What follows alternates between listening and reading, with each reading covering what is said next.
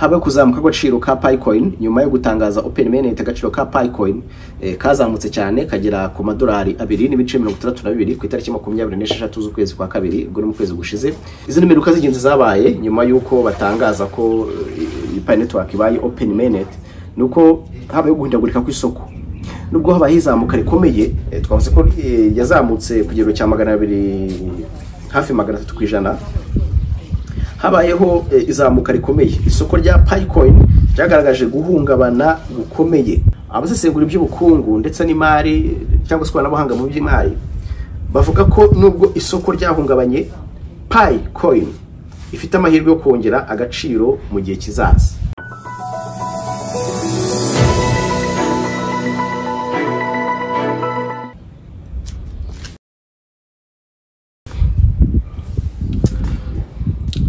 Neza nizere ko muri amahoro abari mu Rwanda abari muri Afrika mu bihugu bitandukanye yaba ari byo mu karere ka Afrika y'Uburasirazuba cyangwa se mu biyaga bigari abari muri Afrika y'Amajyaruguru mu majyepfo ndetse n'abari hakurya y'amazi magari ubona avuga mu Burayi n'Amerika ndetse kandi nabo twakogerwa n'abari muri Aziya muri Oceania no muri Australia mwese tubaye ikaze turabizi ko Opinion for Africa muyikurikira muri mu bice bitandukanye by'isi yose cyane cyane ku bantu bumva ikinyarwanda ikirundi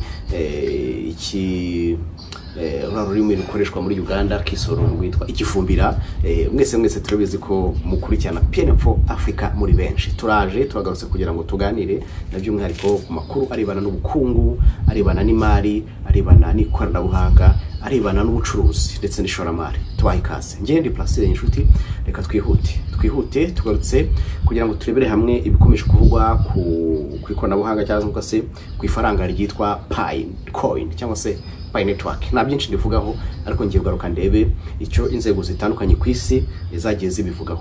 Mpereye mu Rwanda nuko kugeza uyu munsi wa none ntacyo banki nkuru y'igihugu iragaragaza nk'itangazo ryemewe cyangwa se nk'inyandiko yemewe ivuga kuri Pi network. Bivuze iki? Bivuze ko kugeza uyu munsi wa none uretse ibyatangajwe mu bishize n'umuyobozi muri banki nkuru y'igihugu ubwo twari turi mu kiganiro n'abanyamakuru uyu mugabo ari byatangaje tuza kugaruka mu buryo bwihariye ariko by'umwihariko nuko icyo ugomba kumenya nuko uyu munsi ntabwo banki nkuru y'igihugu yemera ntabwo banki nkuru y'igihugu yemera Pi network kuko mu byo umuyobozi yatangaje nuko yagaragaje ko muri rusange iyo Pi network nayo bayibara nk'abantu nyine baba twabyita ko ari nk'ibintu bitizewe kuko ubwo yaboreraga abantu kubyirinda kubijyamo by'umwihariko nuko umugabo uyobora ishami rishinzwe ibijyanye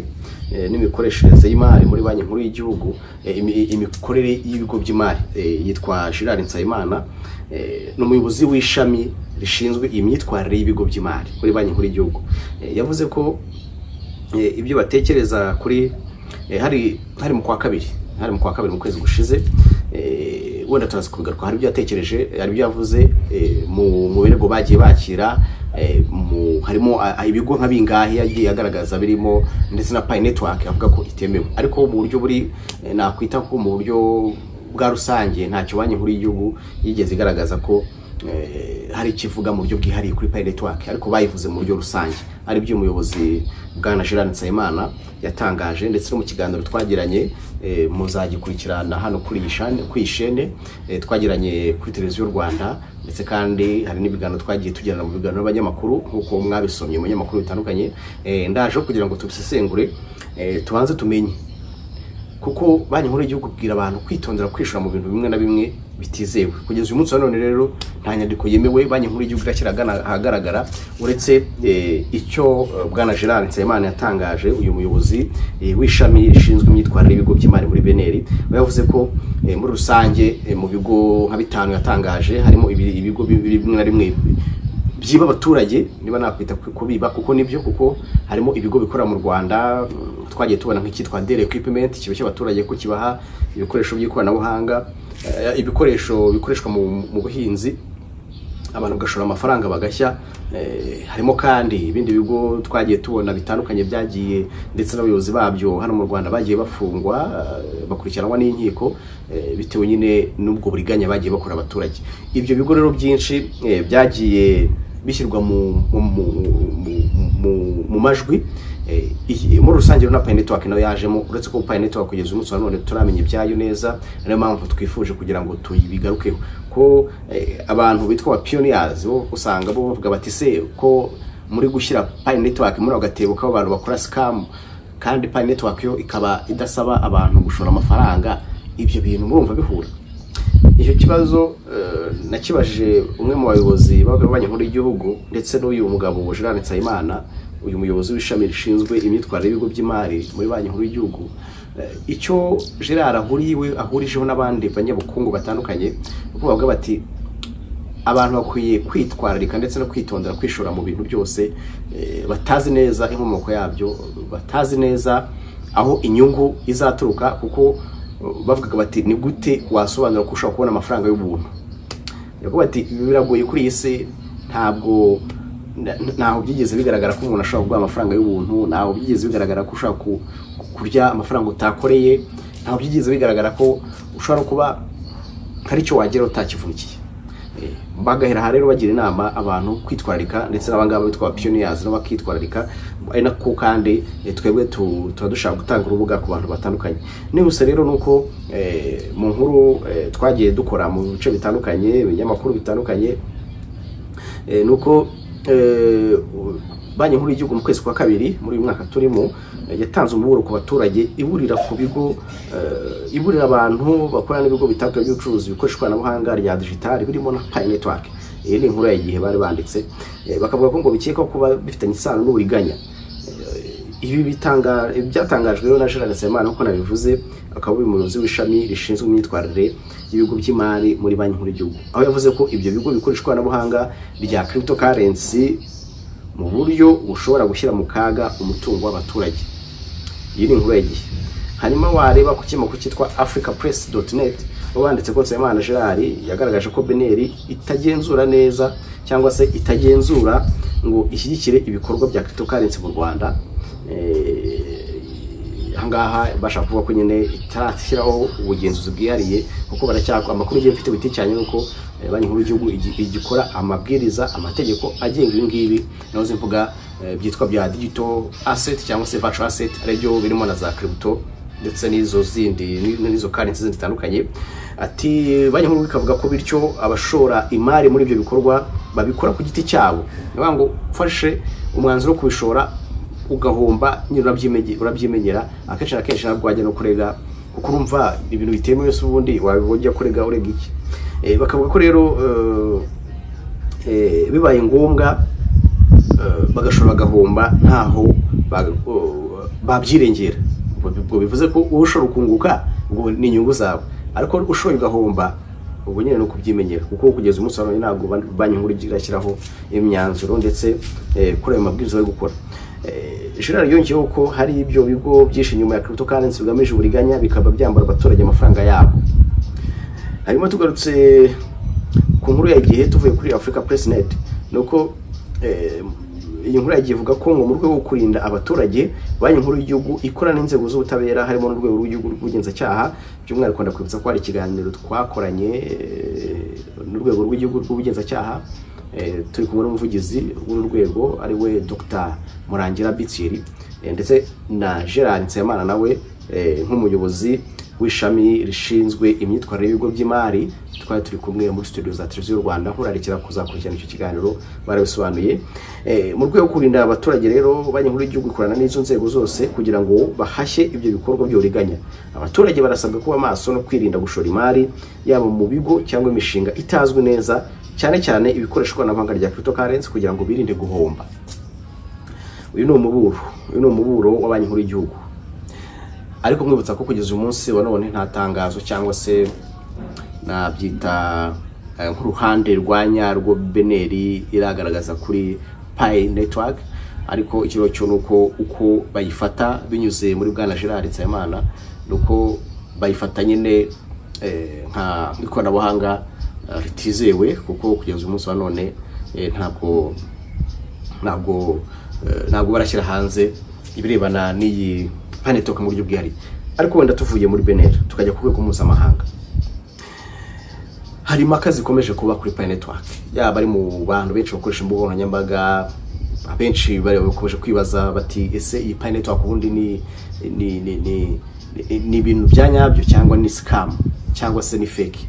Abandi bakavuga ati nibyo, kubera ko ngo ikoreshwa n'abantu benshi, ngirizewe, ngo yafashe igihe kinini, imyaka 6 abantu bayimayininga, none ngo kuba yarabaye open launch ndetse ikaba open mainnet. Ibi byose ngo bigaragaza ko mu bizaza izaba ifite agaciro gakomeye, cyane cyane ko nyine yakunze kuba listed ku masoko y'ivunjisha menshi cyane atandukanye. Iyo tuvuze amasoko y'ivunjisha itomba ama exchange atandukanye nka za Binance, ariko Binance ntabwo ndamenya neza niba yajyaho. Ariko twusonde tukareba ku rwego mpuzamahanga uko Pi Network bayifata, nuko umuyobozi mukuru wa Bybit witwa Ben Zhu yise Pi Network ngo n'uburiganya buhambaye, ashingiye ku makuru yatanzwe n'ubuyobozi bwa polisi y'Ubushinwa mu mwaka wa 2023, aho bavuga ko Pi Network ishobora kuba igamije kwiba abantu bakuze, ikiba amakuru yabo bwite kandi ikabatera igihombo cy'ubukungu. Inkuru yanditswe n'amakuru cyitwa CoinDesk. No kuvuga ngo dukurikije iyi nyandiko y'iki kinyamakuru cyitwa CoinDesk, bagaragaza ko umuyobozi wa Bybit witwa Ben Zhu yise Pi Network uburiganya, ashingiye ku makuru yatanzwe n'ubuyobozi bwa polisi y'Ubushinwa mu 2023, aho bavugaga ko Pi Network ishobora kuba igamije kwiba abantu bakuze, ikiba amakuru yabo bwite kandi ikabateza igihombo cy'ubukungu. Ibi bintu byatangajwe na polisi y'Ubushinwa, ari nabyo umuyobozi wa Bybit yahereyeho avuga ko ari uburiganya. Wenda ibi ngibi nabyo turaza kumva icyo aba muri Pi Network bagiye babivugaho, kuko urumva bayishinjije ikintu gikomeye cyane, kwiba amakuru y'abaturage kandi bakazabateza ibihombo bikomeye. Ni ikintu gikomeye cyane, urumva bari bamaze nyine kubarangiza bamaze kubarangiza.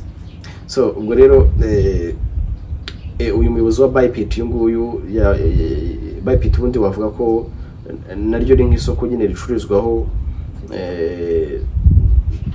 aya mafaranga y'amakrypto, amafaranga y'ikoranabuhanga za Bitcoin n'andi. Umuyobozi wayo rero nyine yise Pi Network uburiganya. Ariko nyuma yaho nuko ikinyamakuru cyitwa thebitget.com cyase kivuga ko Pi Network yahakanye aya makuru. Nuvuga ngo ubuyobozi bwa Pi Network yahakanye ibi birego.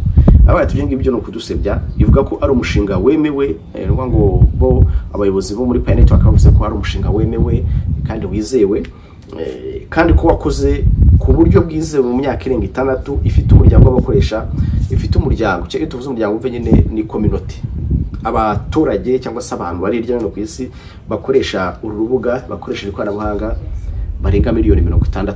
Ikinyamakuru cyitwa bitget.com kivuga ko ubuyobozi bwa Pi Network bwamaganye ibyo byatangajwe n'umuyobozi wa Bybit witwa Ben Zhu. Icyo gihe yari yise ko Pi Network ari uburiganya bukomeye, nyuma y'uko polisi y'Ubushinwa itangaje ko bafite amakuru y'uko Pi Network igamije ko abaturage bagamije kuba amakuru yabo, ndetse ikazateza amakuru akazateza ibihombo bikomeye kuri abaturage bakuru. Hari mu mwaka wa 2023, ubu ngubu tuvugana mu mwaka wa 2025.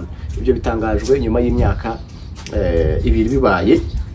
Hanyuma rero kugeza uyu munsi wa none uko mu Rwanda abakoresha Pi Network ntabwo baramenya, abenshi baramenya ibiva n'ibijya, kuko icyo twabwira nuko inzego zishinzwe ujyanye n'imari hano mu Rwanda baburira abaturage bakaba bati muwe maso, ibintu byose mutazi mujye mubanza mukore ubushakashatsi, hanyuma mubanze mumenye, bakamenya neza amakuru yizewe, bakamenya ibiva n'ibijya.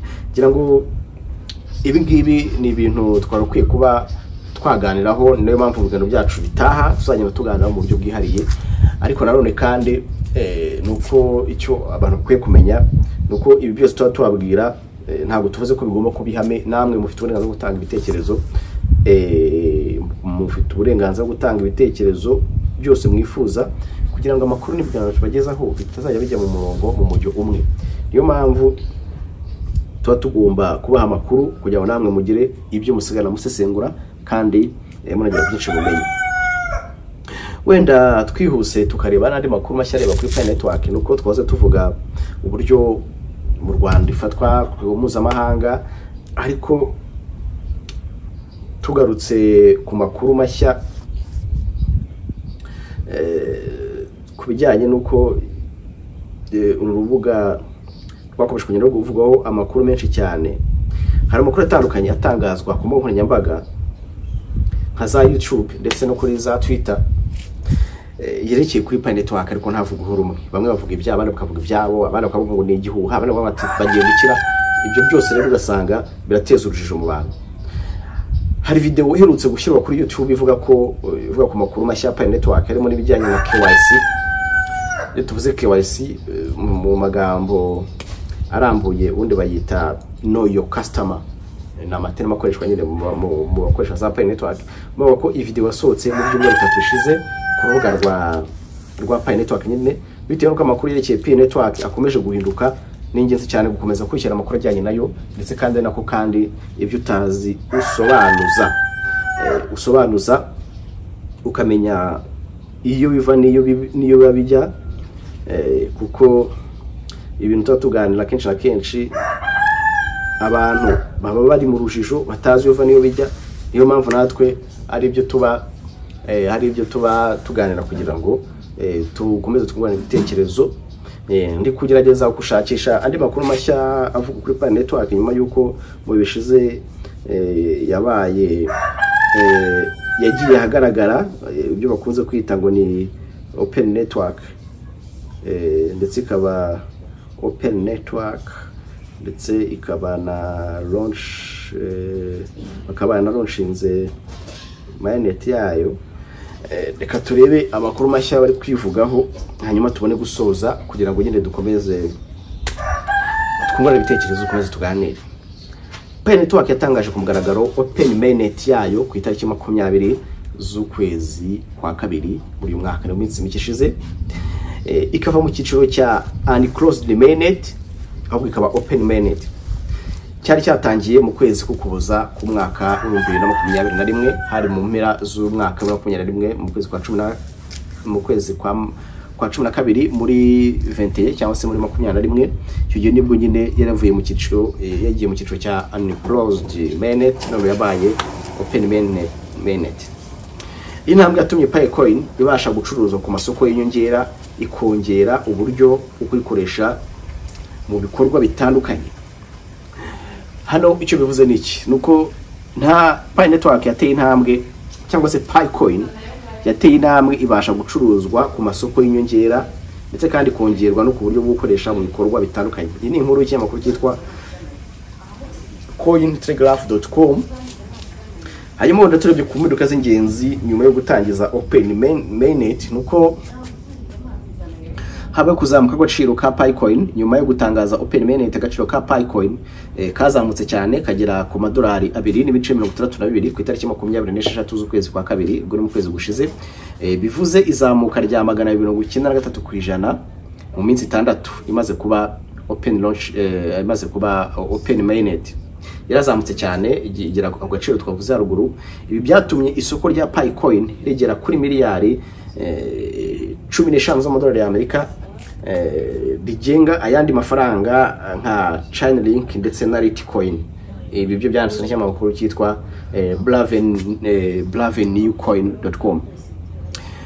Hanyuma rero izi ni mpinduka z'ingenzi zabaye nyuma yuko batangaza ko Pi Network ibaye Open Mainnet, nuko habaye guhindagurika ku isoko. Nubwo habaye izamuka rikomeye, twavuze ko yazamutse ku kigero cya 200 hafi 300%. Habayeho izamuka rikomeye, isoko rya Picoin ryagaragaje guhungabana gukomeye nyuma yo kongera nyuma yo kugera agaciro kayo kageze ku $2.62 by'amadolari y'Amerika. Agaciro kamanutseho 50% mu gihe gito cyane, bigaragaza ko isoko rya Picoin rihungabana cyane. Ibyo byanditswe n'ikinyamakuru cyitwa cryptoslate.com. Tugiye rero ku zindi mpinduka zabaye, tukagaruka ku kinyamakuru cyitwa blavenewcoin.com. habe gutungurwa kw'abashoramari. Abasesengura iby'ubukungu ndetse n'imari cyangwa se ikoranabuhanga mu by'imari bavuga ko nubwo isoko ryahungabanye, Picoin ifite amahirwe yo kongera agaciro mu gihe kizaza. Abasesengura ariko bavuga ntabwo Picoin ifite amahirwe yo kongera kuzongera agaciro mu bihe bizaza, cyane cyane niba ikomeje cyangwa se izakomeza kwemerwa no gukoreshwa mu buryo bwagutse. Haravuga ko ishobora kugera ku madolari 5 mbere y'ukwezi kwa kane muri uyu mwaka turimo, ubwo ni mu kwezi gutaha ishobora kuzajya ku madolari 5, nibyo abantu bavuga, ndetse kandi ikaba yagena ku madolari 10 mu gihe yaba ishyizwe ku masoko akomeye nka Binance. Ahangaha abasesengura bavuga ko mu gihe iyi Picoin iramutse igeze ku masoko akomeye, ku masoko y'ivunjisha ibyo twita ama exchanger, nuko bavuga ko Picoin iramutse igiye byatuma izamuka cyane. Abangaba ikinyamakuru Brevicoin bavuze ko ishobora kuzagera ku madolari 10, ariko nahoze mbona hari abavuga ko bishobora no kujya ku madolari 5.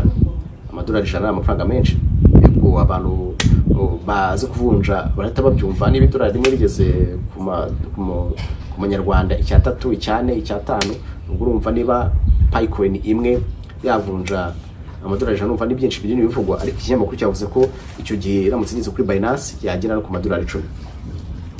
Hanyuma rero tugomba no gutanga icyitonderwa ku bantu bashaka gushora imari muri ibi. Nubwo Pi Network ikomeje gutera imbere, ni ingenzi ko abashoramari bitondera guhungabana ku isoko rya Picoin. Gushora imari muri cryptocurrency bifite ibyago byinshi, harimo ibyago byinshi, bityo abifuza gushora imari muri Picoin cyangwa se izindi cryptocurrency bagomba gukora ubushakashatsi bwimbitse, bagacukumbura, bagasobanukirwa neza aho bagiye gushora imari hariho, no gusobanukirwa neza ibyago bijyanye nabyo. Nibyo twavugaga, ubumenyi ni ingenzi, research, internet irahari, abantu bagomba gusoma kabanza bakamenya ese iyi coin ngiye kugura ni fake cyangwa ni real, ese ngiye gushora imari muri Picoin koko ibi bintu ngiye gukora nibyo, amafaranga ngiye gushyiramo angana ati, ese ninyashyiramo nkahomba ntabwo zica ubukungu bwanjye. Ari navuga ati ye nashyiramo makeya adafite icyo n'ubundi ndamutse nyahombye cyangwa se ndamutse nyabuze ntacyo byahindura, jewe ngo nemeranya no kuvuga gutyo, kuko kugira ngo ufate amafaranga ukwiye gushora mu bindi ukayajyana mu gushora mu bintu uko bitazunguka, iyo amakosa akomeye cyane. Hanyuma rero ikindi tubasaba ndavuga abashoramari bashaka gushora imari muri za crypto, yaba ari Picoin ndetse n'izindi coin ziri ku isoko, nuko kubera isoko rya cryptocurrency murasaba gukurikirana amakuru cyane. Isoko rya cryptocurrency ririndagurika cyane, ni ingenzi gukomeza gukurikirana amakuru agezweho kugira ngo mubanze mumenye nyine amakuru amushya avugwa, ndetse kandi ufate n'ibyemezo bishingiye ku makuru yizewe. Ufite amakuru yizewe no gufata ama decision ya nyayo mu ishoramari ugiye gukora. Ushaka gukurikirana urubuga rwa Pi Network rwihariye cyangwa se izindi mbuga zizewe zitanga amakuru ku isoko rya cryptocurrency. Ngubwo icyo nababwira cyo nuko hari imbuga ziba zizewe zitanga amakuru, nasobanura gute. Ubundi hari ama fake news website, ariko hari n'ama website aba ririyo. Iyo naryo ni isomo wenda tuzaganiraho mu buryo bwihariye mu kiganiro cyacu gitaha, ukazajya umenya aho ushaka gukora amakuru ya nyayo arebana na cryptocurrency cyangwa se na crypto, ndetse n'ibindi byose bifitanye isano n'urwego rw'imari ndetse n'ikoranabuhanga mu by'imari, kugira ngo ubashe kuba wagufata ibyemezo byizewe. Kuko hari usibye na n'ibindi tuvuga by'amafaranga cyangwa se by'ikoranabuhanga mu by'imari, n'andi makuru ya politike, ari website ushaka gusomeka ikakuyobya. Niyo mpamvu iyo tuvuga ko imbuga zizewe ugomba kuzikurikirana, ugasoma, ugasobanukirwa ibyo bintu twifuza. Reka dusoreza ngaha, tubifuza gukomeza kujya ibi byiza, ibindi wumva tutavuzeho ushyira hasi commentaire yawe muri comment section, hanyuma kugira ngo nawe ubutaha tuzagaruke ku byo waganiriye, ku byo twaganiriye. Ibi ngibi ni ibintu nakusanyije mu binyamakuru bitandukanye, nakusanyije mu rugano nagiye nkora hirya no hino, ariko ntabwo tuvuze ko wowe ufite ukundi ubyumva. Tugaye ikaze, igitekerezo cyawe rwose tuzacyakira, ujye hasi muri comment section ushyire igitekerezo cyawe, ariko kandi no musesengura by'ubukungu nabo tuzajya tugenda tuganira. Reka rero tubifurize gukomeza kugira ibyiza naho utaha, niba ukijyana bwa mbere ariko ukaba unyuzwe n'ibyo tuganira cyangwa se ingingo tuganiraho, ukore subscribe agana hasi, ari nako kandi inshuti zacu dusanzwe tubana turabasaba by'umwihariko gukora like ndetse kandi munasharinge ibiganiro byacu tuba tubagezaho. twebwe rero dusoje ahangaha dukomeze tubifurize gukomeza kugira ibihe byiza, tubifurije amahoro n'amahirwe, tubifurije Imana n'amafaranga, Imana yacu n'amafaranga ngene imbere Imana. Dukomeze kugira ibihe byiza naho utaha. Shalom.